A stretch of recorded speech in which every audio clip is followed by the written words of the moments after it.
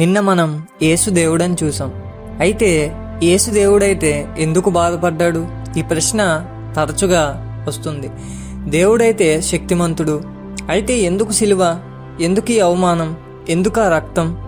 యెషయా గ్రంథం 53వ అధ్యాయం 5వ వచనం చెప్తుంది, మన అతిక్రమలకై ఆయన గాయపరచబడెను, ఆయన గాయముల చేత మనకు స్వస్థత కలిగెను. ఆయన తన పాపాల కోసం బాధపడలేదు, మన పాపాల కోసం బాధపడ్డాడు.